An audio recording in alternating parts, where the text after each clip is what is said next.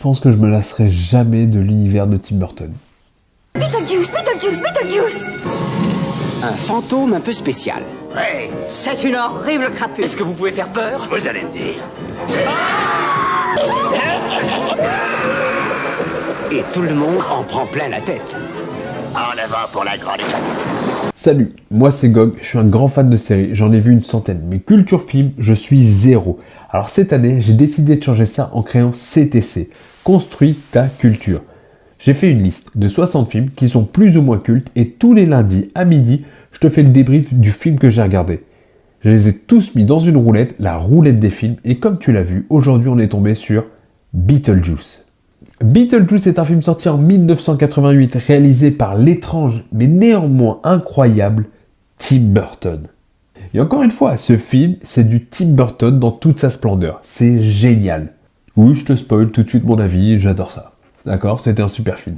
J'aime tellement son univers que je pense que je vais faire une vidéo à part, une vidéo où je vais retracer toute la carrière de Tim Burton, pourquoi il en est arrivé à ce qu'il fait et surtout d'où viennent toutes ces idées. Alors rapidement l'histoire, on va suivre Barbara et Adam qui est un jeune couple qui va faire des courses et tout d'un coup ils meurent, noyés dans leur propre voiture, enfermés, ils peuvent pas sortir, morts. Sauf qu'ils vont devenir fantômes dans leur propre maison et un jour, une famille un peu excentrique va devenir les propriétaires de leur maison, vu qu'ils sont morts. Donc il n'y a personne. Le couple n'est pas tellement d'accord avec ça, ils veulent récupérer leur maison pour eux, alors ils vont faire appel à Beetlejuice. Et c'est à ce moment-là que tout va partir en vrille. Et je ne sais pas si je te l'ai dit dans l'épisode de L'étrange Noël de Monsieur Jack, mais tout ce qui touche la mort, la violence, l'étrangeté, le bizarre, c'est clairement l'univers de Tim Burton. Et avec Beetlejuice, on est pile poil dedans. Le film est vendu comme un film d'horreur / comédie. Et honnêtement, comme Top Gun, ce qui faisait peur, je pense, dans les années 80, ne font plus peur en 2026. Donc j'ai ressenti beaucoup l'aspect comédie et moins l'aspect horreur. Mais ça a quand même un peu marché. Vraiment, le film est très bien. Mais par contre, j'ai adoré l'histoire. La vision qu'a Tim Burton de la vie après la mort, je trouve que c'est une super proposition. Les décors sont cool, les costumes ou maquillages dans la file d'attente des morts, je trouve ça incroyable. La musique elle est top. Vraiment, je pense à la scène du dîner où ils chantent Banana Boat là, enfin hey yo. Eh ben, c'était incroyable, c'était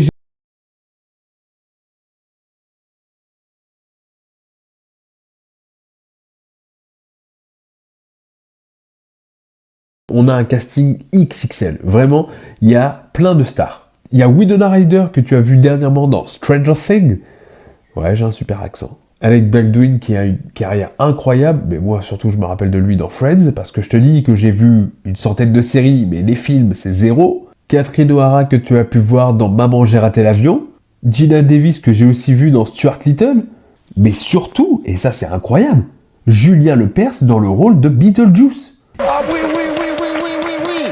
Et j'ai une petite anecdote sur ce film, c'est que le film devait être beaucoup plus sombre. Et oui, il n'y avait pas l'aspect comédie de base dans Beetlejuice. Mais les studios n'étaient pas vraiment chauds, alors ils lui ont dit « Oula, lève le pied sur le côté dark et mets un peu de comédie, ça passera toujours un peu mieux. » Et c'est ce qu'il a fait. Feldop devrait faire un iceberg sur Tim Burton. Parce qu'il est sombre, ce garçon. Et j'ai regardé la bande-annonce de Beetlejuice 2, parce que j'avais vraiment peur que ça soit vraiment de la merde. Et au final, c'est très cool. En tout cas, la bande-annonce, elle donne envie de regarder le 2. Parce que je t'avais déjà parlé dans Zootopie des suites inutiles de films cultes.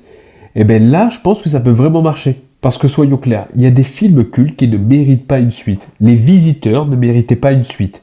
Le Roi Lion ne méritait pas une suite. Les Indestructibles ne méritaient pas une suite. Alors attention, hein, après les suites peuvent être très très bien. J'ai vu la bande-annonce de Top Gun Maverick.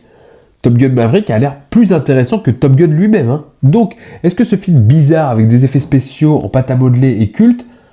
Oui. Un grand oui. C'est génial. Moi en tout cas, check, je l'ai vu. Dis-moi ce que tu as pensé de Beetlejuice ou de ma critique. J'aimerais vraiment avoir ton ressenti. Abonne-toi et like, ça me donne toujours de la force. On se voit mercredi pour regarder cette série. Et moi je te dis à lundi prochain, à midi, pour un autre film. Ciao.